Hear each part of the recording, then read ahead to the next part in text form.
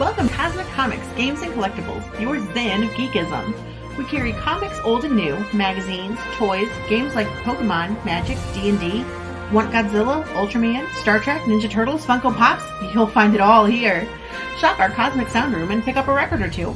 Enjoy our Comic Coffee Lounge with a cup of Sasquatch coffee or a delicious menu item while geeking out over a super cool movie on our big screen. Come by and say hello to Maui. Cosmic Comic, Games and Collectibles. Superman loves us, and so will you.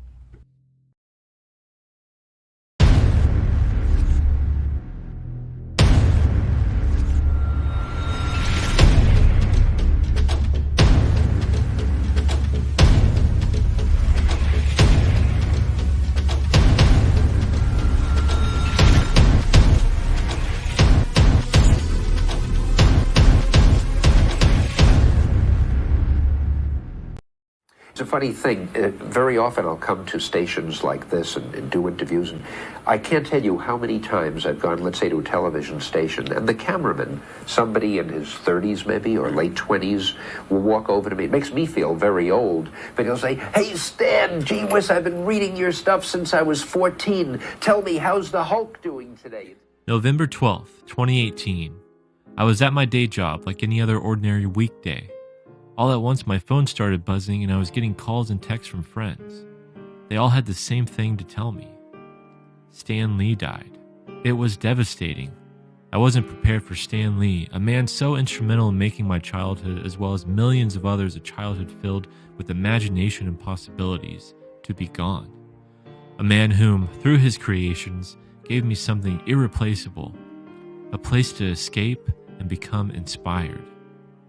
I missed Stan Lee and needed to grieve. But being the writer I am, I also needed to give back. To do that, I needed to rediscover who he was, what he did, how he did it, and why. This is how Man-Child came to be.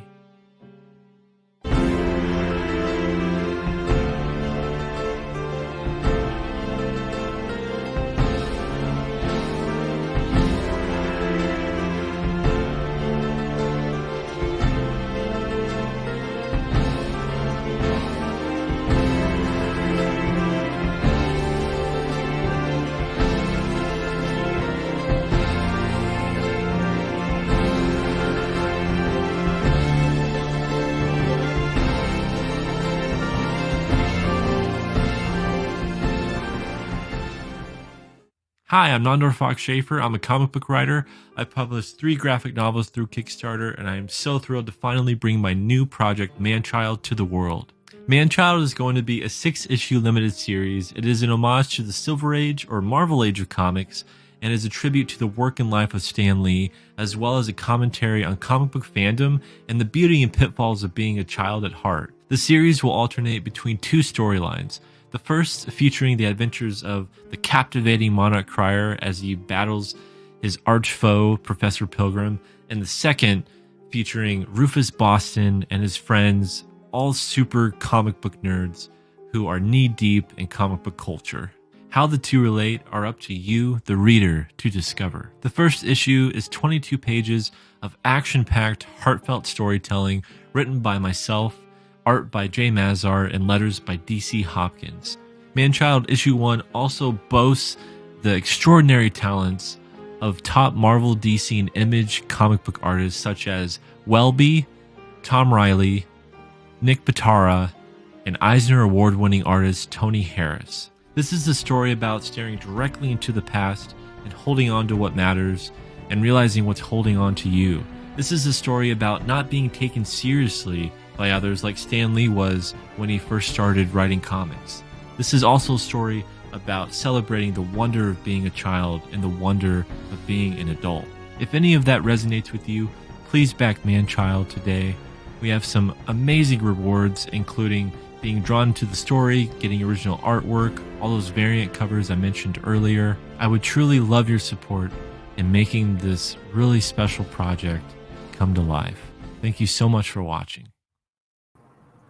And good evening, everybody. I am RJ Carter, Senior Managing Editor at CriticalBlast.com. And wow, I have no idea what I can do to add to that introduction. That is probably one of the A little bit long, but it's actually one of the most well put together advertising trailers for a book I've ever seen. So with that, welcome to the chat, folks, Mr. Nandor Fox Shaffer. Hey, thank you so much, RJ. I get an applause and everything. That's awesome. Absolutely. I'm learning how to do this job here. So the last time Wow. you and I talked, first of all, your studio, I'm freaking impressed. Yeah, it's gotten an upgrade. Well, yeah, but I don't know if you did this on purpose or not. But the book to your left, which is this visible right, and the poster behind it of the same book, it looks like the smoke is literally coming off the corner of the book and right onto the poster and just out. It's perfectly lined up.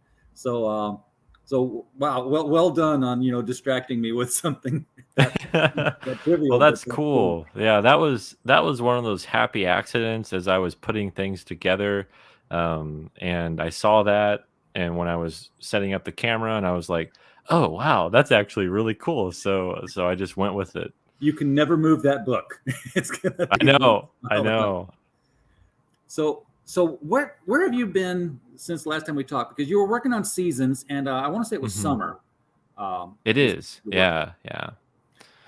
So I did the campaign. I did a Kickstarter and Indiegogo campaign for Seasons Volume 2 Summer, and I was doing live streams and promotions and all that stuff for like 90 days. I kept pushing and going on different shows from October to the end of the year, and as we got into January of this year. And so after the campaigns were done and we were working on getting Seasons Volume 2 done, and I'm still waiting on the rest of the books. I got advanced copies, and this is an advanced copy here, but I should be getting the rest of the books in a week or two. And in that process, we were getting all the files ready, getting all the art finished, just getting production completely done and ready to go. And it took longer than anticipated, and also, which it always does, and then also shipping delays have held the books up a little longer than I anticipated. I thought I would give myself enough time, but of course, things have been slower than usual. So that's been a little disappointing. I was actually hoping to have everything shipped out by the time I launched Manchild. I kept pushing Manchild off month by month because I was waiting for the books to get done for Seasons, because I wanted to make sure I had everything fulfilled and ready to go. It's partially fulfilled, but not all the way, not where I really wanted it. But in the meantime, during all that, I was working on Manchild and getting everything ready for the campaign, and working with the artist. And I've been writing the series consistently. I'm actually writing the final issue right now, so that's really cool.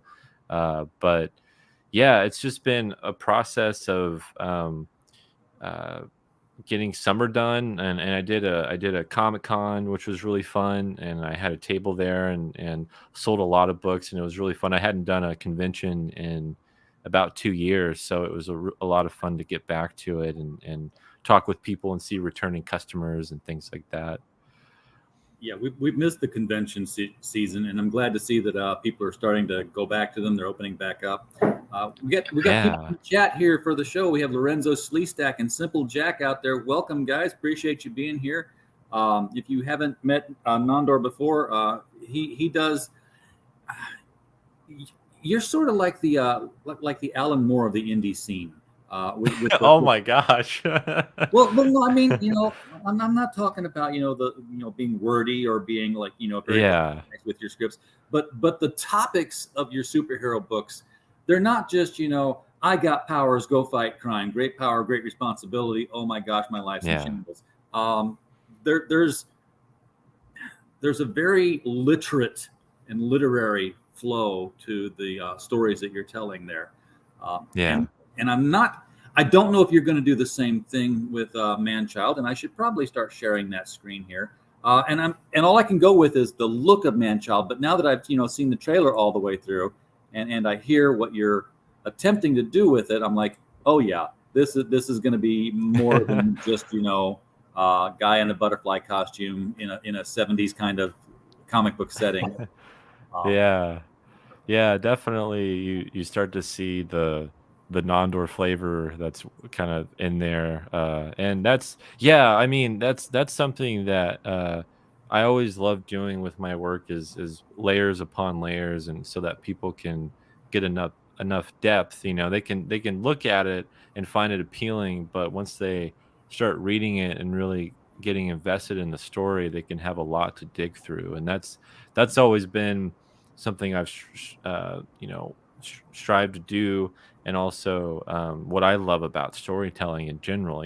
Like if I really love a story, I really love to get into it. So I want people to feel the same way when they read my stuff.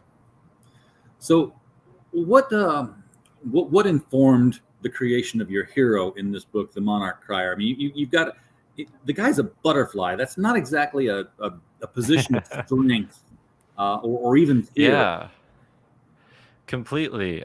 So the there's a lot of things, and probably more than you would expect. But so visually, the inspiration for the character is a lot of different things. I knew I wanted to do a butterfly because those are my favorite insect, actually, and um, the butterfly also symbolizes a lot of interesting things to me, whether it's rebirth or metamorphosis and like changing and growing. So that also played into the idea of man child and that idea of growing from a kid to an adult, and kind of symbolize that idea.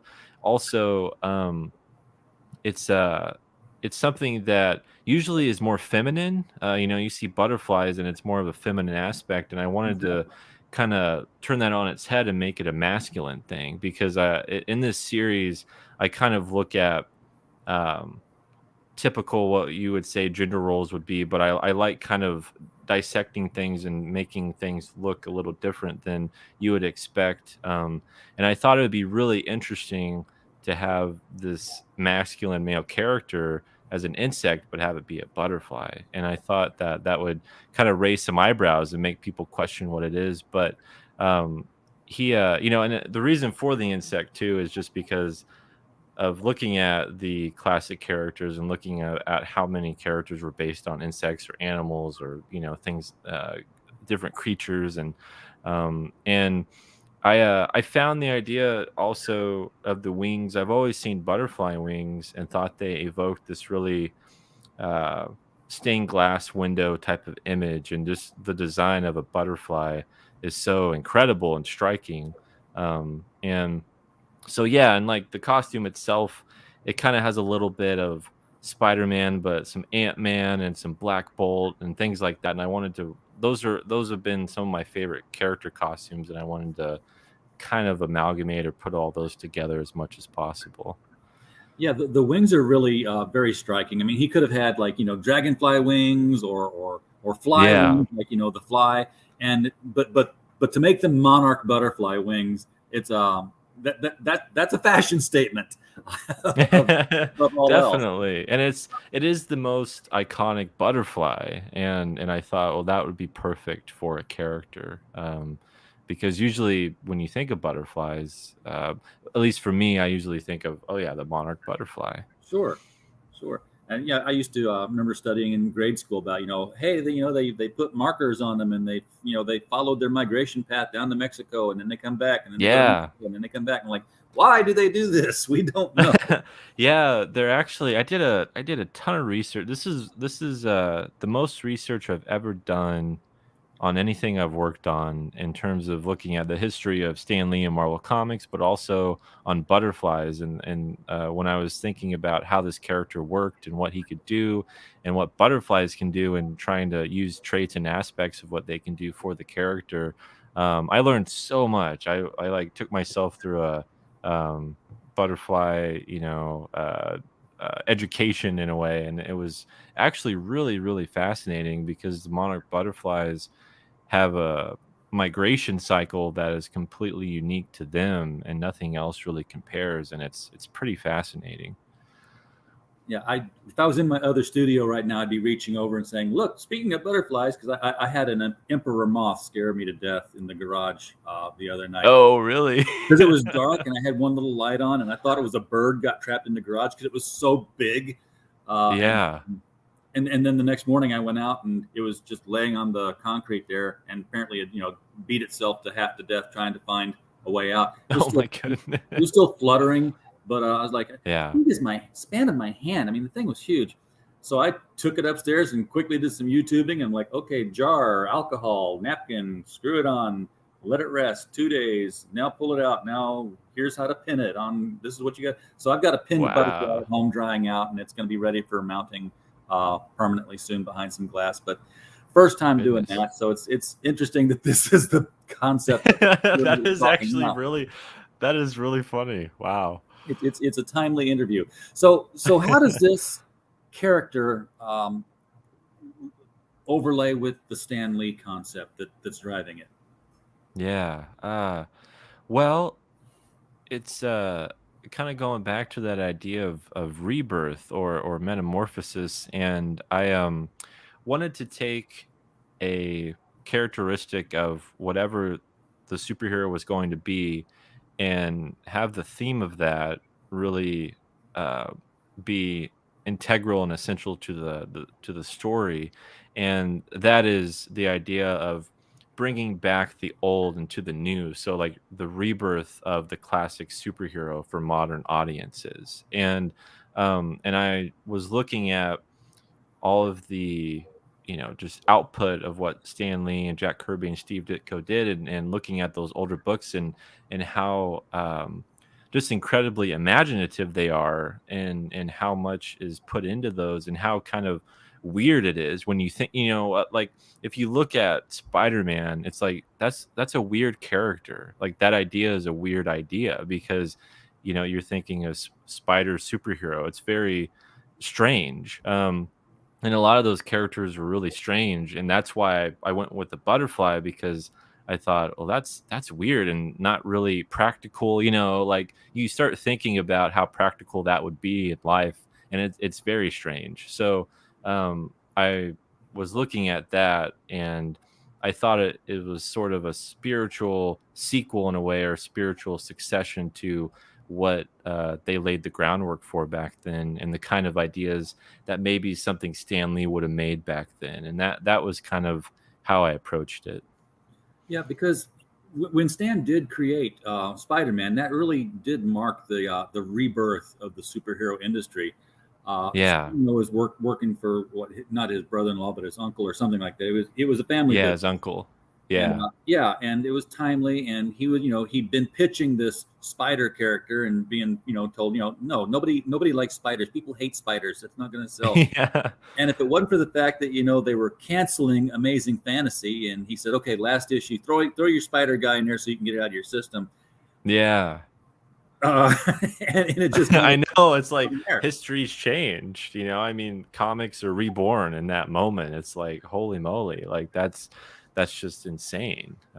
It's crazy to think about the things that they did just kind of because they had to do it, or because it was kind of a deadline they had to meet, and then where everything has turned out to be. It's just incredible. Anytime when I was researching his life and looking at, I read about 3 or 4 biographies on Stan Lee and Marvel Comics and the history of Marvel, and watched interviews and things like that too. And it was just something to rediscover that, you hear these things, but until you start really looking into like all these characters and how they were made, it feels like a miracle. It's like, whoa, like how did they have all these these characters one after another that have become mainstays of pop culture? Sure. Yeah. And on that note, by the way, in about 4 weeks from tomorrow, be like August the 26th. That's going to be Jack Kirby's birthday. Wow! And our LCS guys show that we have every other Saturday night. We are going to have on Glenn Fleming and Rusty Gilligan and a handful of other people who worked personally with Jack Kirby to tell their Kirby stories. Oh, that's amazing. To the audience. Yeah. So Mark. Yeah, I've spoken I've spoken with Glenn Fleming a couple times. He's an amazing person, really It's a really wealth good of knowledge. guy. Yeah. Yeah. Nicholas Gear in the chat. Welcome, sir. I want to try and reconnect with you, Nicholas, because we did that the Tin Soldier interview, and we had sound quality and video quality issues. So let's hit me up in my DMs. Let's reschedule that and make that happen again, because I want you to have a better shot than that was there. Now you put some of your own money into this, and when I say money, I don't mean like pocket change. We're looking at Tony Harris covers here. Yeah. Oh yeah. Yeah. This is a big investment for me, but also a dream come true in the same sense, because I never thought I'd be able to work with someone like Tony Harris, and he would, think the project was good enough to put his art to. So really can't believe it, and I actually have the original art for it too. So that's even better. That's incredible. Never give it up.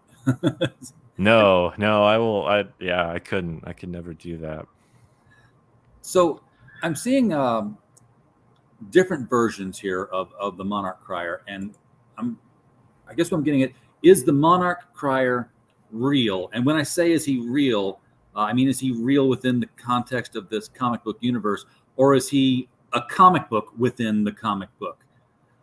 That's a really good question, and that's something that I want people to decipher for sure. And that's a big reason why what's so cool about this story is that it's two stories being told simultaneously. And um, the modern day story, the one that takes place with the modern day comic book nerd character, like he's completely just obsessed with comics and with superheroes, and his friends are, and they all get together, and they're all really they live for this stuff, like a lot of people do, and like I do, and so many people do. And so I want people to question, is this a real character? How does this character fit within this modern day telling? I will say that it definitely, when you're reading the Monarch Crier storyline, it's completely something like you'd pick up a comic from the 60s or 70s and read it, and it reads like that, and so it feels completely real and authentic, and like something you would pick up from the early days.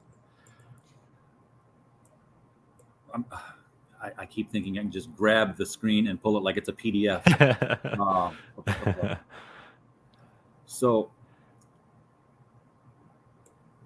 So you got this. You've compared this to other books. Never do that. That just reminds people that there's other books out there. but no, Astro City definitely love that, and I can get that vibe. Madman, that's an interesting one. Crossover by Donny Cates. Mr. Miracle by Tom King. So you've got the ground that you're plowing here. Definitely. And those were, as I was writing this, the reason why I kind of put those on there too is those were books I would always go back to and think about just visually, because a lot of those books, you look at them and I'm actually surprised they were made in modern day, or like people really enjoyed them today. And with like Astro City or with Mike Allred's Madman, like you read those and they're so classic in their style and the way they're doing everything, and the way the story's being told, and so heroic and inspiring. That also goes back to, I just finished Justice by Jim Kruger and Alex Ross, and when I was reading that book is just, oh my gosh, it's beautiful and incredible and so good. And you read it, and even though it was made in the like early 2000s, it feels like something that is timeless, that it could have been made back then or at any time. It has such a silver age sense of respect for these characters, and it's it really is like, how do you bring these characters for modern audiences, and not change them too much? And that's something that book did, and a lot of my favorite stories do. Heroinberg is in the chat, says the Monarch Crier reminds us of Luna Moth from Michael Chabon's The Escapist, which I haven't read in years, and I forgot about the Luna Moth character in there. Yeah, as it's also a tribute to classic Silver Age superhero aesthetics. Yeah, I forgot about the Escapist, and that really, really. If you've not read, have you read the Escapist? No, I've heard of it, but yeah, I haven't read it. Yeah, Pulitzer Prize winning novel about the golden age of comics and creators in it, and these two guys that didn't exist. It was but they were interacting with all the people who did exist. It's a very, very interesting book. So awesome. So you got Rufus, who's sort of like your typical the comic book guy. Yeah, for sure. You've probably ran into a Rufus, or you've experienced things that he's gone through for sure. And he's the now what is his role in the book here? Because he's first one listed, and he's not the superhero, so he's right. More important. Yeah, no, he is the main character in the modern day story that you'll be reading. So you get to learn about his life and about his family life, like why he's still living in his parents' basement. The issues that he has as an adult, but not taking responsibility or just living in a fantasy world. And something that I see and I've seen in people, and it makes you kind of question, like, are you living too much in this fantasy, besides the real world, because there's so much that the real world has to offer you. But there's a lot of people that I think feel like they escape into these comics or stories, and that's where they find their joy and happiness. And is that actually a wrong thing? Is that a bad thing?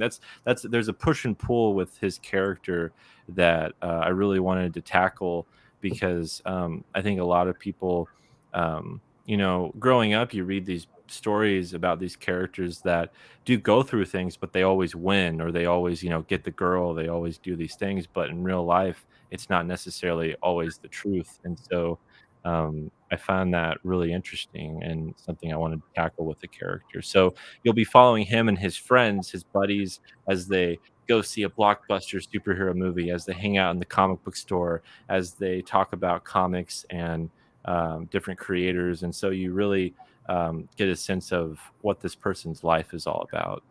Yeah. I've been Rufus more than once, and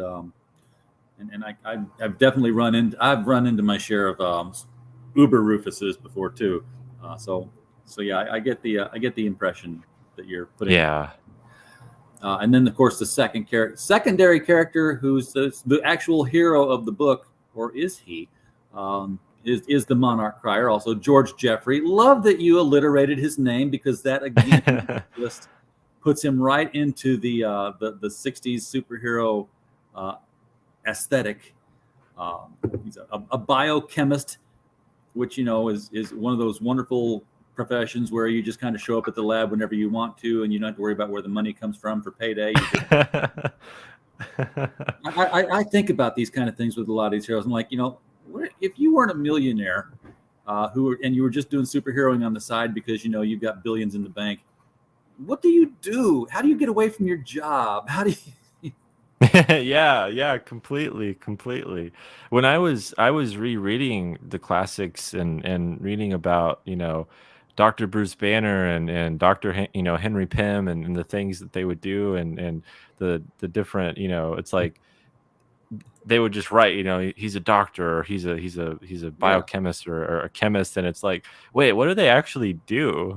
Like, what is this? How do their lives actually work? And so that was always something that kind of fascinated me, and I've always, as I've gotten older, I've started to love the alter egos of these characters even more. As you get older, you start to relate more to Peter Parker or the Clark Kent or the Bruce Banner more than you do their superhero versions, because you can't be that guy that's swinging around, but you can be Peter Parker. And so that's always been really great about what superheroes are and what makes them just amazing and relatable. Yeah, I mean, Peter Parker had a job. He worked for the newspaper. He was taking pictures, even though he was smart enough to make something he could have sold to 3M for like a couple of $1 billion. that being the web fluid that was in his little shooters there. And Yeah. you look at Doctor Strange, who's like master of the mystic arts. You got your hands are all screwed up, so you can't do surgery anymore. So like, so how much did you save up, Doc, to be able to pull this off for the rest of your life and be the master of the mystic arts? Do you sell supernatural tchotchkes on eBay or Right, yeah. Do you sell some elixirs to people, and like what do you do? Hang on just a second here. I can't. Sure. I gotta take care.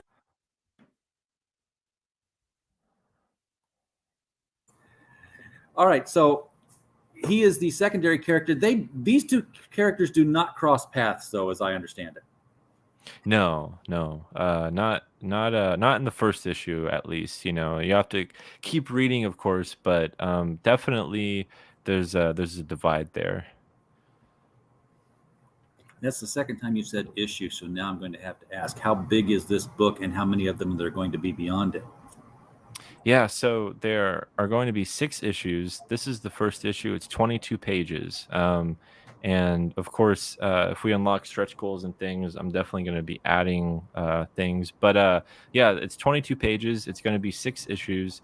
Like I said, I'm writing the final issue right now, actually. So this has been a project that's been on my heart and my mind for quite a while, for about 2 years now. And I've been working really hard on it and been just really engrossed in this world and these characters, and have put a lot of investment in all this too. And so I wanted to let everyone know, that even though this is the first issue, that if we fund, we're going to go to issue 2 right away, and we're going to keep going and going and going, because all of them are going to be written and ready to go, and ready to complete. So, and I also wanted to go back. I've been doing graphic novels. My first 3 books have all been graphic novels, and they've been over or around 100 pages each. And I started to realize, it's really hard to have that much output with graphic novels, because they're so big and it takes so much time to do a 100-page book. So I wanted to go back to the classic format of doing a single issues. And I thought that also was a great way to go back to the classics and do single issues rather than graphic novels. Well, you've got the PDF of this thing is only $5. I can't imagine that people aren't just grabbing that up. And there are people in the chat. Hi, Robert, who are the PDF people. Yeah, I'm physical, so I'm going to be looking for that stream. This is if my eyes wander kind of off the screen tonight, it's because normally, 13 days out of a 2-week period, I'm at a different place doing these, and I've got a big monitor over here so I can move everything. Now I've got just the laptop, so I'm looking at the campaign, and when I'm looking at the campaign, I don't see StreamYard at all. I'm done. Oh, okay, yeah. So I'm sharing a tab good. instead of a screen. So I might miss a chat, or I might not see a visual cue when I'm over here scrolling. I love Kickstarter blocking the whole thing when I try to point to it and scroll. It's always been Kickstarter. Come on, can't you just draw a box around it and not just highlight the whole thing? So yeah, $5 for the digital, $10 for the standard cover, and you still get the digital with it. So yeah, and so free shipping in the U.S. Free shipping in the U.S. Okay, $10 free shipping. That's done. That's a deal. I will be backing that tonight. Awesome. Yeah, I really, I'm one of those people that I totally get why single issue is more expensive for some creators, but I usually do my graphic novels for 20, 25, 30, and so when I was going to do a single issue, I didn't want to do the same price, because I felt like, for me, just with where I've been with my books, that for a single issue, 10 to 15 is a better deal than doing 20 to 25. Yeah, $25 always seemed like it was a high price point to me when the whole crowdfunding thing kicked off. I'm like, that's not a sustainable model, even if it's a 48-page book. Right. So I've seen the prices coming down, especially as people get further into making these a series instead of a one-shot. I always point Right. to the other Kickstarter. Yeah, there's actually several more, but another Kickstarter comic book. It's not Lovecraft PI. It's Miskatonic High. They're up to 11 issues, and they put out every 3 months. And Cool. they had, and it's always Kickstarter. They had 5 of them done before they kickstarted the first one, so they're like always ready to go. That's awesome. Yeah. So I imagine that you're also thinking ahead. You said you were writing the last issue, or you're finishing up a different issue right now than this one. Yeah. I'm working on the last issue right now, so I have issues 2, 3, 4, and 5 ready to go. And so like that's something that's really important to me. After this issue funds and we fulfill it and get it done, I want to go right away into issue 2 and not have people wait so long. That's something that people have done with my other books, and I've been so thankful that they've been patient. But at the same time, I wanted to have more out there and quicker, and doing single issues was a better format for that. Yeah. Now, is this a situation where, once the first issue has funded, and we're just going to assume that it will. There's no reason why we should think otherwise. Yeah. When you start to put the second issue on Kickstarter, will the first issue be doing anything on Indiegogo? Yeah, definitely. That's my plan. I really want to. I won't do Indiegogo right away after this Kickstarter's done. I'll probably wait until issue 1's done and we're printing it. We're getting ready to fulfill, and then I'll put it on Indiegogo before issue 2 is about to launch. Okay. I've got to switch tabs. Professor Pilgrim. He's the villain of the piece. I love the fact that he's got a mask on that covers his chin. And he's got this distinctive hair. I thought the Green Arrow had the same thing. Put a mask on, but I've got this very unusual kind of goatee. No one will know it's me. Yeah, completely. It's just such a that's what I love about these characters and the classic characters is it's just so imaginative, and it takes you out of the real world. If you really start thinking about why doesn't people know that people know that Clark Kent is Superman already, or why why can't they tell? And there's just this veil of imagination and of disbelief that is so instrumental in why we love these characters and these stories, and it just takes you to another place. And so yeah, like with all these characters, Professor Pilgrim specifically too, there's that sense of like, like who is this guy, and like why can't they figure out who he is? And he has the green and the purple and those characteristics of the villain colors. And also Professor Pilgrim, we have some more alliteration there.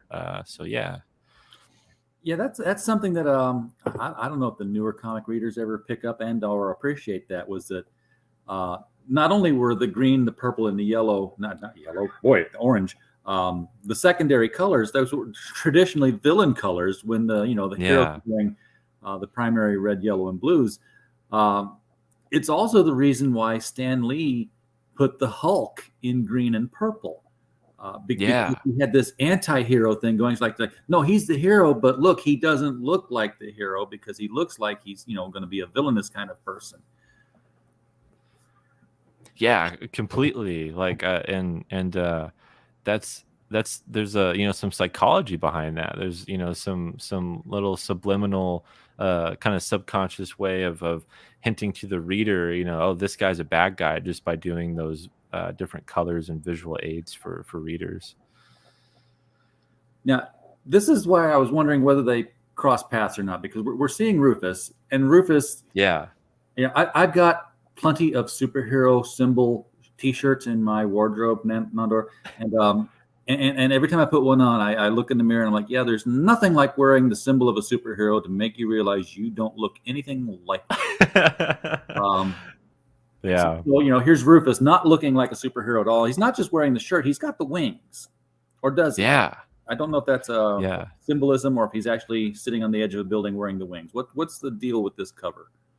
Definitely symbolism there. It's exactly what you think there. This character who does not look like a superhero whatsoever, could never be a superhero, is sitting there, and he's wearing a part of the Monarch Crier costume. So again, it's more symbolism of bridging reality and fantasy, and him sitting there on a rooftop, but he's eating cereal, and he's acting completely like a regular comic book nerd who is not a superhero at all, but he's wearing the costume. So I thought that really is a great single image that kind of captures what this series is as a whole.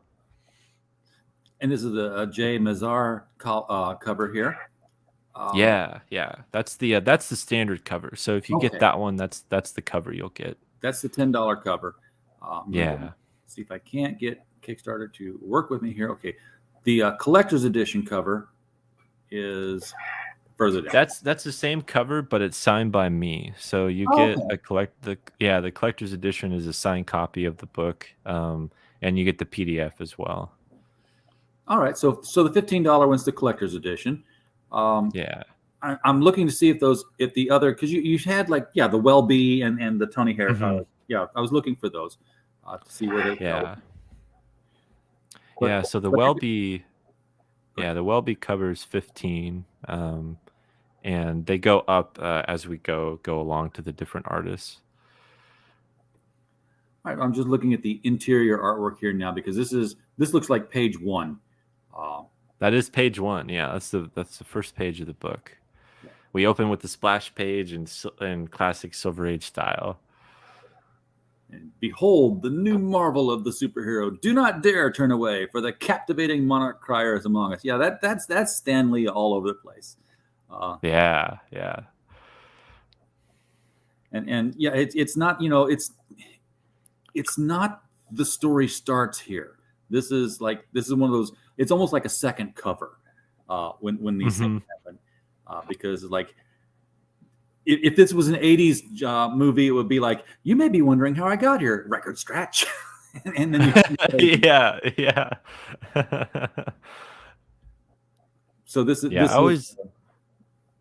always loved opening a classic Lee and Kirby book, and you just open it up, and it has the big letters and the title and the quotation marks for the letters and all the credits and all that stuff. And I really wanted to get a sense of that, with the splash page of here. And you're going to see a lot of, and down there, that's really cool. It's a little origin blurb for the Monarch Crier. So like how certain characters will have, a recap or an origin recap of how they got their powers. We did that with this character too. And in a second issue, if there was something going on, they recapped it in a couple of boxes and a scene like this. You didn't have a wall of text on the inside front cover. I know. 17 issues ago, we saw. Yeah. I hate those things, and I'm like, if I got to read all I know. I never found them. I just found them taking up space. It's like you might as well, if we're on issue 16, then you should catch up, or there should be maybe a dialogue between characters that catches the reader up or something. You don't have to do a complete recap page. Okay, so what we got here: accidentally exposed to the genetic makeup of an irradiated monarch butterfly, biochemist George Jeffrey began to manifest characteristics that of its species. Wait, am I reading that right, or is that it? Yeah, that's right. Yeah. Characteristics that of its species. I would have just said characteristics of its species. I don't know what that's doing there. Is where I'm stumbling. Okay. Refusing to succumb to the horrors of his bodily alterations, he has vowed to save the helpless and overcome evildoers wherever they make themselves known. Yeah, that's what a comic book hero does. Like, oh my God, I'm becoming this grotesque thing. I'll save people. Rather than, like we would do is like, check myself into a cancer unit or hide away from the world. And then we immediately see Rufus, and Rufus looks like he's either selling or repairing one of the classic pop culture toys here. Yeah, no, he works at a toy store. So he's a grown man who works in a toy store, and he's at the return desk right there. So this customer is bringing a return to the store, and he's having to deal with that. And then he gets a call. Yeah. Yeah, working at I've always thought that working in a toy store would be my dream job. This would go, like 20 years ago, I wanted to work at Toys R Us. I'm like, because I'd be working at night and I'd get to open the crates first and I could find the figures and I'd put them aside for myself. Yeah. Because I knew that's what they were all doing. That's why I was never able to find the action figures I wanted. So yeah, Rufus is, I did read through this. Rufus gets a phone call at work, and it's important to him because it's somebody he knows has died. And it's so important to him that he actually drops the phone. It stunned him. Right. So this is where our story is really, truly going to begin. And then we're back to the Monarch Crier. Ooh, these are cool looking things. They're like cyber dragonflies. Yeah. They're based on white flies. So if you've ever seen like swarms of white flies like on plants, I've always found them to be kind of menacing, and you see those red eyes, but they have white bodies, and so that was the inspiration for those. I have not seen them, but I'm going to see them now. Awesome. Oh, white flies is one word. Yeah. Oh yeah. They're like okay. I probably have seen these then in the garden and stuff. White flies. How to identify and get rid of them? Well, you bring in the monarch butterfly. That's right. Are they? I almost asked. Are they natural predators? I don't know what the monarch. That would be kind of cool if the monarch actually went around and killed something. Yeah, I don't believe so. Okay, so let me take care of some of the other chats here. Haroldberg's talking about aspirational wish fulfillment. It's the modern version of ancient mythological archetypes. Yes, that's exactly what I expect from a Nandor Shaffer book. Yes, yeah, definitely. Victoria Kundert saying PayPal. If you're talking about how to pay for the book, I would help if Indiegogo would connect to PayPal. I will tell you what I told a friend of mine today who couldn't back something on Indiegogo because his bank card kept getting rejected because it was overseas international. I just said interseas and made one word. If you have a PayPal account, get yourself the PayPal debit card. It is God's gift to getting around everything. Because they don't ever check. You can buy stuff from China online with your PayPal card, treat it like a MasterCard. As long as you got money in your PayPal, it will work. I back almost all my campaigns with my PayPal money using my PayPal MasterCard. Robert Roberts, is there a sign-up sheet I could join to get notified of the last day of the campaign? Here's what I do. I have done this on many occasions. I go up here. I see that the campaign is ending in 24 days. Pick up your phone, say, hey, Siri, remind me in 23 days to back Man-Child. And mirabile dictu, Siri knows what you mean and will put it on the right day. And you'll get a reminder the day before the Kickstarter finishes up that you need to go back that, and then you do it. Yeah. There's also a remind me button there too. And so for people that want to be reminded, they can click that, and it should send them an email notification about how the progress of the book is going. Harold Burke says that first page needs big splash letters. Enter the monarch. Right. You could go right about there, wouldn't it? Okay. Yeah. We're picking apart your book, Nandor. That's what we're being very helpful. No, that's completely fine. There's different things that you'll see as we go through the series. I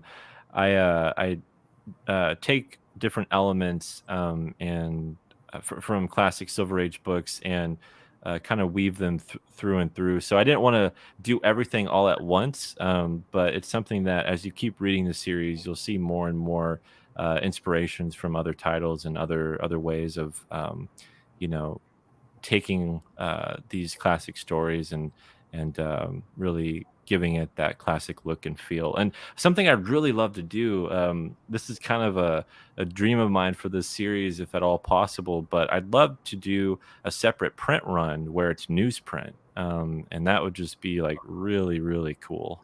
Well, you know who to talk to on that one. I do. Yeah. Yeah.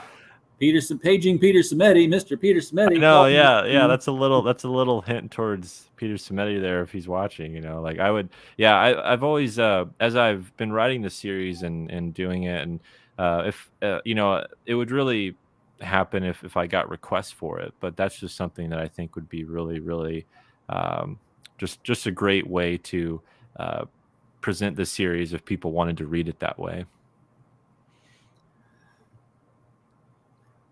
So what we're seeing here is the monarch is being swarmed by the white flies.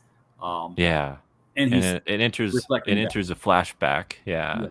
So he's with his lover Joanne, and that's George Jeffrey and Joanne, and thinking about where she could be.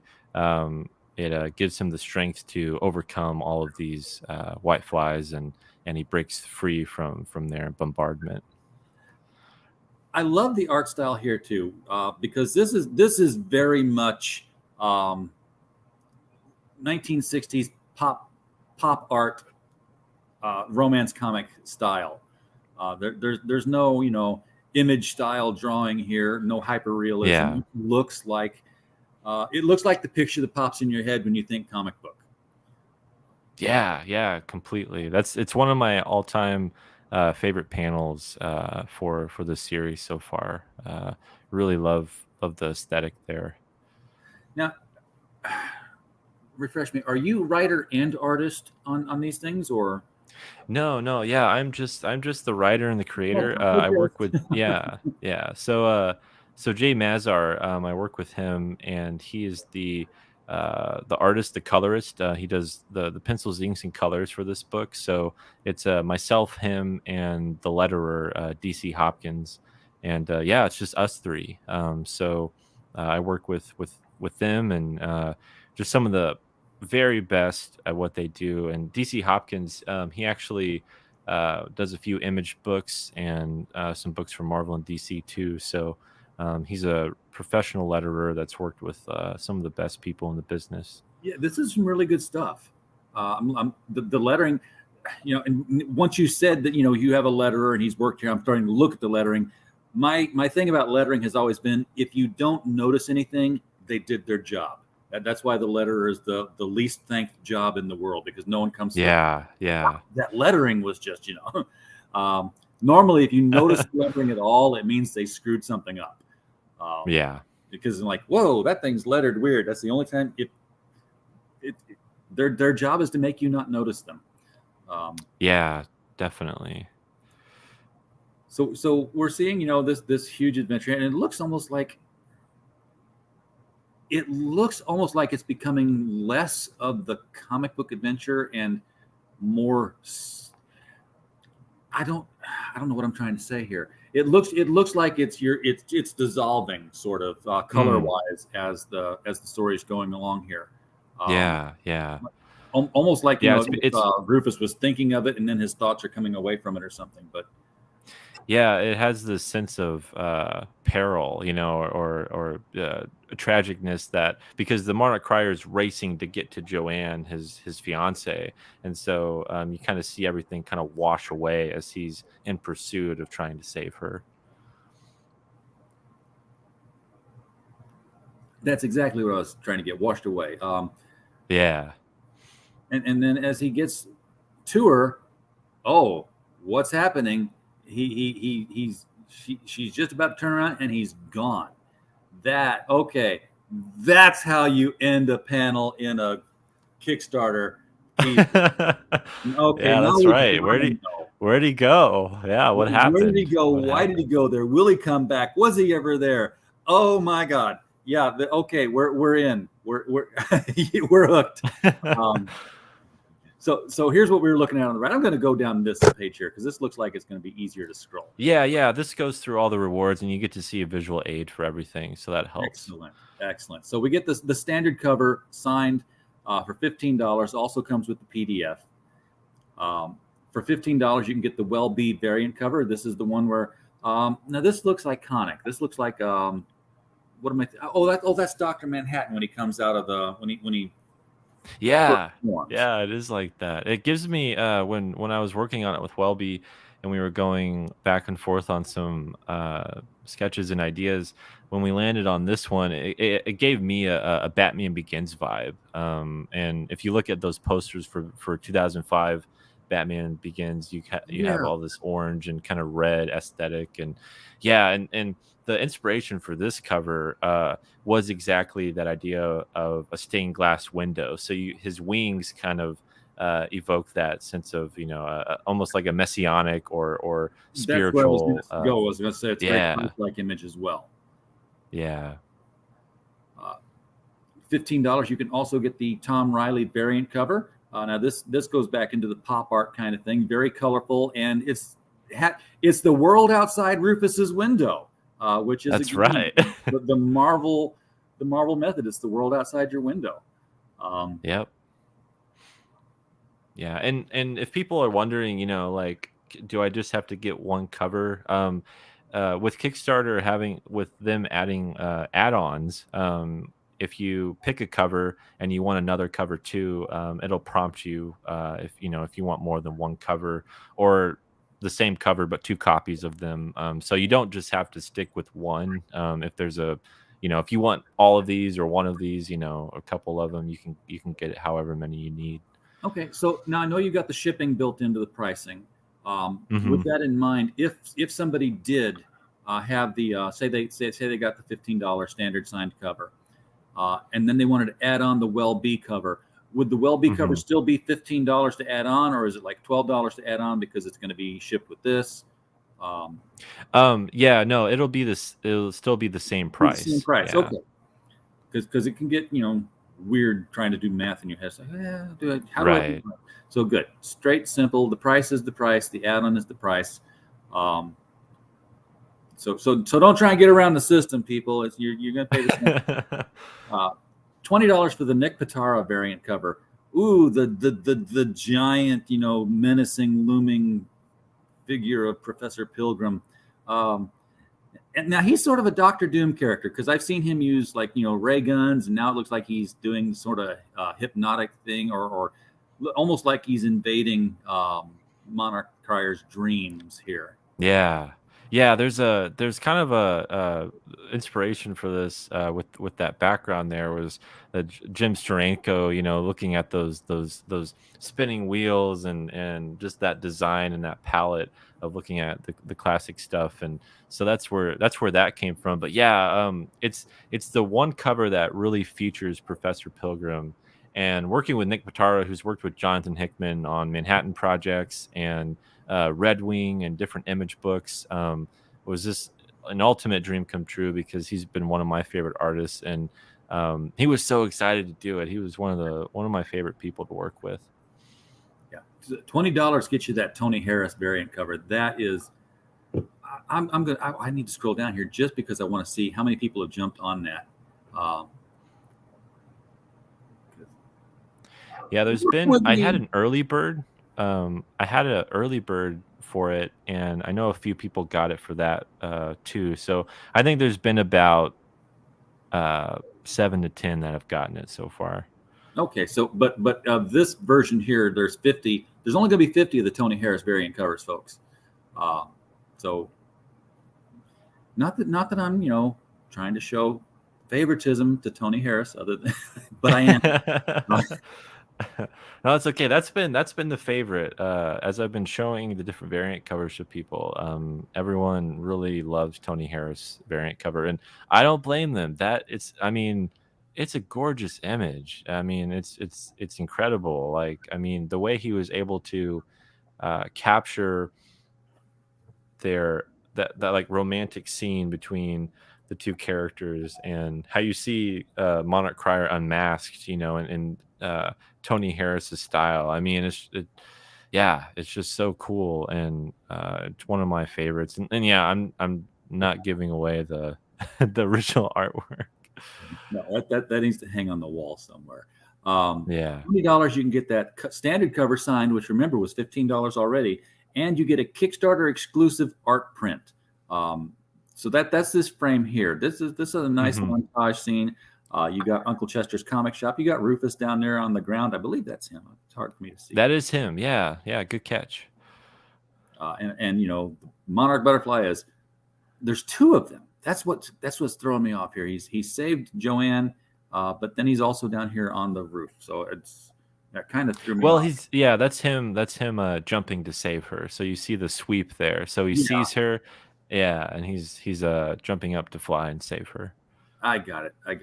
For $25 you can get. So basically, you're getting the Kickstarter print added onto the two of these. Is the print itself an add-on? If somebody were to buy one, it is.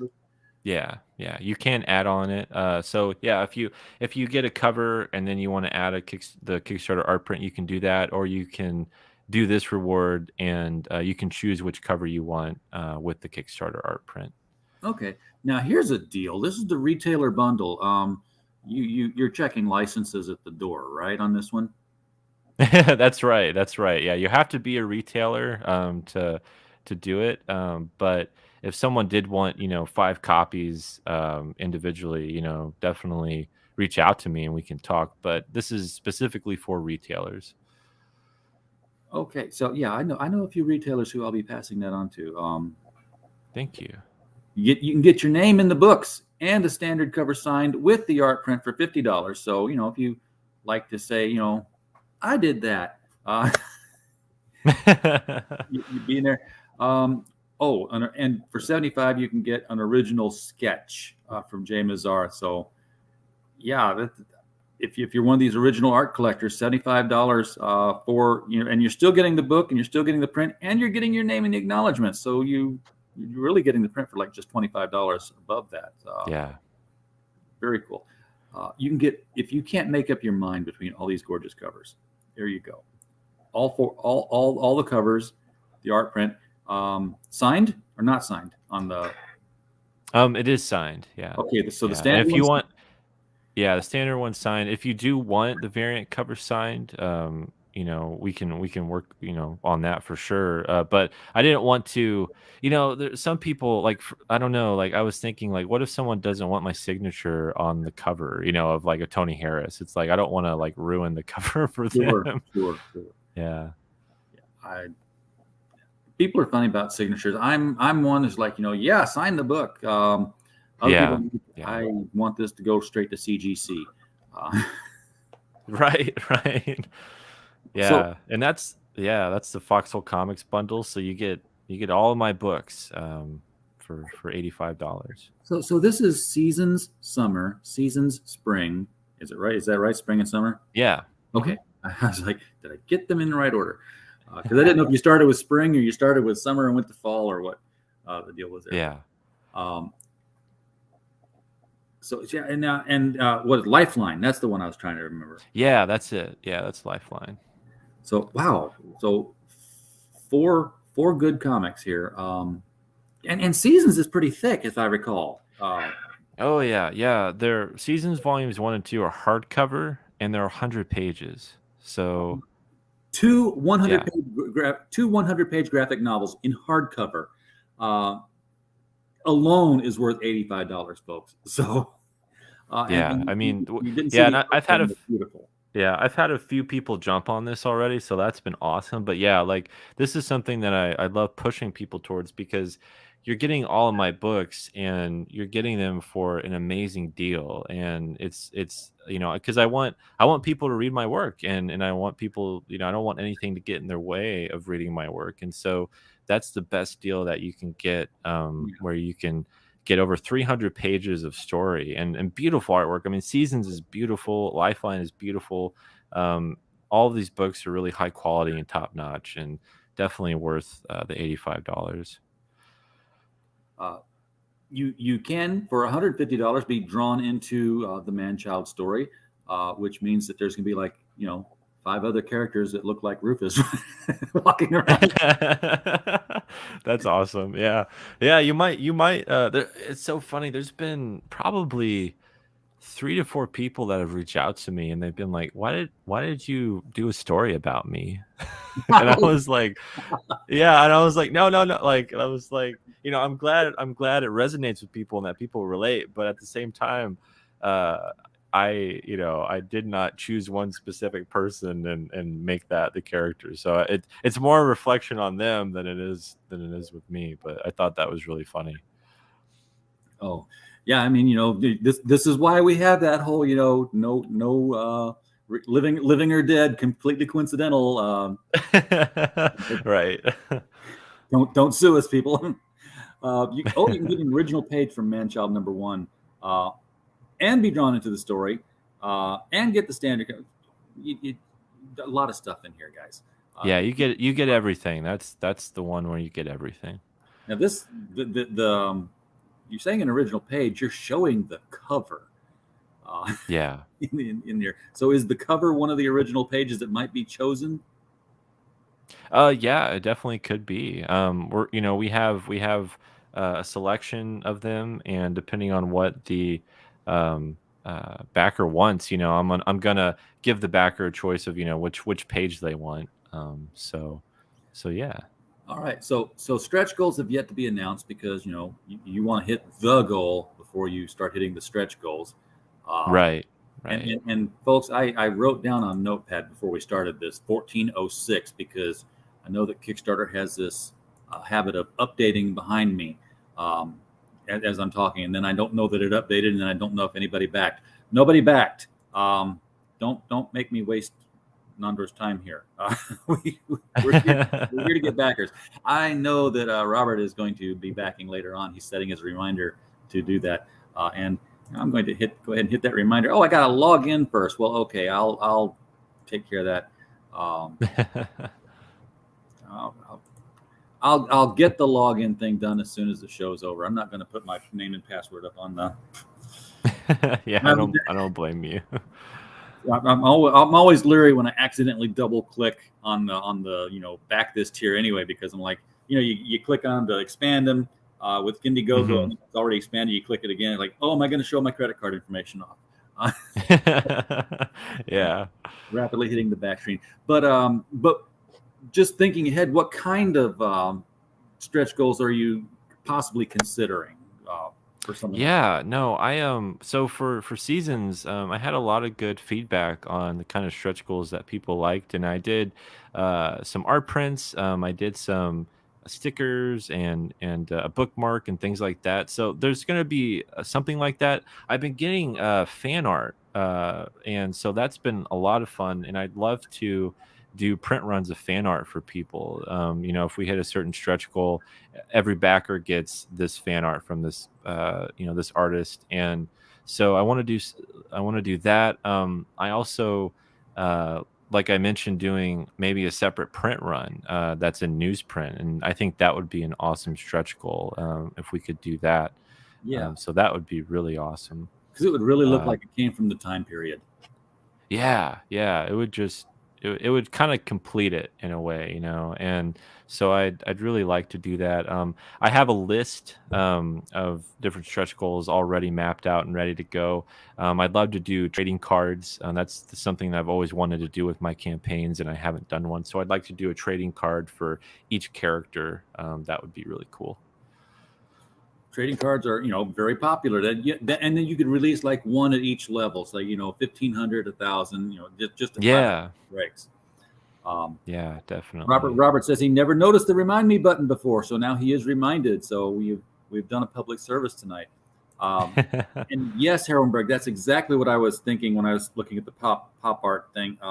The panel with Jeffrey and Joanne looks like a Roy Lichtenstein painting. Yeah, absolutely. He's the one who does all those pop art. That's awesome. I'll pass that on to Jay. Dory Jones is in here. She's going to be singing tonight or tomorrow night over on the Global Frequency channel. I will be. Oh, too, very cool, buddy. It's they do karaoke, comic skate karaoke kind of thing. Oh wow! Although it's not comic skate, it's just crowdfunding thing. But the name gets thrown around all the time now. Is like, it's that kind of thing. definitely want folks to follow Nandor on Twitter. So if you want to click that in the link there, find his Twitter account, get behind him so you won't miss any more stuff. And Yeah. Heroinberg says hit the like. I say, you know what? I don't mind if you don't hit the like button. It's okay with me. Hit the share button. The share button is critical because it's going to put Nandor's work in front of more eyeballs. Your social circle, my social circle aren't the same ones. So, everybody share, get that ripple effect going, and let me see this. This is a campaign that I want to see happen. It is at 1,400 of 4,500. And has 24 days to go. So you've been at this for a week. You're about 25% of the way there.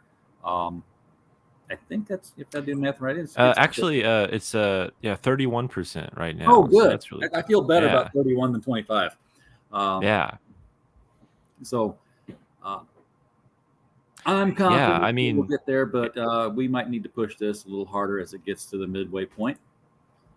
Yeah, for sure. I really encourage everyone. I'd love to hit 50 backers tonight if we can, or by the end of tomorrow, and keep sharing this campaign out. This has been, like I said, something I've been working on for about 2 years now, and writing and designing the characters and working with Jay, and it's a love letter to comics of old, and also I think a way to bring modern day readers to look at and rediscover the classics, and that's something that I want to do for others. And it's completely something that everyone can relate to and everyone can enjoy. And even if you don't necessarily love Silver Age but want to give it a try, this is a great way to do that. Or if you want to see how the Silver Age and the modern day meet and how they actually connect in this story, that mystery you'll have to figure out, and that will kind of bring you along in a very engrossing way. That this is definitely the most comic book thing I've ever written, the most I'd say personal thing I've ever written when it comes to what I feel about superheroes and comics and the beauty of this medium. And I love embracing the medium. That's something I always do with my writing. And you're going to get so much depth and layer upon layer with this story. As I've been writing it, it's turned into something. It started out as a dedication to Stan Lee and Silver Age. And then as I've been writing it and developing it, it's turned into a completely different beast that is a lot more relevant and timely than I expected it to be. Yeah, and I think something that the viewers really should get an understanding of is that you are finishing the 6th issue of this. The first 5 are done scripted. The first issue is how far completed in the entire in total process? Yeah, the art for the first issue is halfway there. So we're halfway at the halfway point for the first issue, and after the campaign funds, all the funding is going to go to finishing the first issue and printing and all of that. So that's another reason we really need this to fund, because this is going to finish the book and get it done and get it out to backers. All right. Well, we'll be pushing this book, because we want to see it. We want to see it fund before it goes to Indiegogo. It won't go to Indiegogo if it doesn't fund, I imagine. Yeah, exactly. It won't ever go to Indiegogo, so it's important that it funds on Kickstarter. And do you do the whole, start a fresh campaign on Indiegogo, or do you roll over the Kickstarter funds? I know that's some sort of option that I just recently discovered. Mm-hmm. Yeah, I'm gonna with Seasons, I did a completely new campaign. I learned that if you do a rollover on Indiegogo from Kickstarter, they take out more of a percentage. So it's better to do a fresh campaign. Yeah, don't give them your money. Yeah, I think it's easier immediately, but Yeah, and I think it gets people more interested in it when they see that there's a goal that we need to hit, instead of just seeing a number. And I like, and I'll definitely have different things for the Indiegogo than I do the Kickstarter, but the Indiegogo is going to be a lot more stripped down. I don't even know if I'm going to bring these variant covers to Indiegogo. So if there's a variant cover that you want, you might only be able to get it through Kickstarter. Now is the time to get it then, folks. All right, so I took you a little longer than anticipated, which means that I'm very interested in the book. It's usually what that's a good sign of. If you're here for 30 minutes and we blocked an hour, it means that you didn't hook me. That's funny. Now everybody's gonna be like, "Hey, I was only on there for 30 minutes." Yeah. You had a Real small quick, book to talk to. Yeah, I did want to push people to my YouTube channel real quick. Foxhole Comics is my YouTube channel, and I've been revealing the variant covers and sharing more about Manchild on my YouTube channel. So for everyone that wants to follow me and see what I've been working on and be updated with me on a weekly or bi-weekly basis, and I do live streams and things like that. So you can subscribe there and keep up to date with what I'm working on. Is your channel at the point now where you've given it the URL value so that they can go to youtube.com/Foxhole Comics? I have it, and I haven't created it yet, but I just hit over 150 subscribers on there, so I do have the ability to do that. And I haven't edited it yet to update it. You got to get on that. It's easier to tell people to do it. Yeah, for sure. But you can do a search on YouTube real quick for Foxhole Comics, and get out there and watch the live streams. But before you do that, if you're watching right now or you're watching on the replay, the link to the Kickstarter is right down there. It's the very first line under the video. You could have clicked on it at any time during the video. It would not have taken you away. You could listen the whole time while you were putting your money towards this comic and getting it funded. But if you're watching it on replay, click it now. Get the comic that you want. Get all the comics. $85, you can get everything he's done, and 2 of them are 100-page hardcover graphic novels. That still blows me away that that's there. That's like, where I'm going to find the money for that one. I've got to come up with $600 to pay for the .com for the next 3 years. But aside from that, I'm going to find a way to get these books. Nandor, thank you so much for coming on our show again. You didn't learn your lesson last time, but we'll always have you on anytime you want to come on. Looking forward to seeing more of what you do, and maybe even have you on again in the near future for a little bit more of Manchild as it nears the goal line. We need to get some extra pushing going in here. Folks in the chat, always appreciate you being here. We don't have a show without you being here, and we just greatly appreciate it. You want to become a member of this channel, we have one level, 99 cent level, because I don't have trading cards and action figures and hand sketches that I can give you. We will send you we have stickers, we have buttons, and we have like keychains and stuff. We will definitely send you something in the mail as a token of our appreciation for signing up with the channel. Just a little bit something that keeps the StreamYard paid is what it does. So with that, we're going to sign off for the night. Click the link, get out there and back Manchild. And as always, we just hope you had a blast.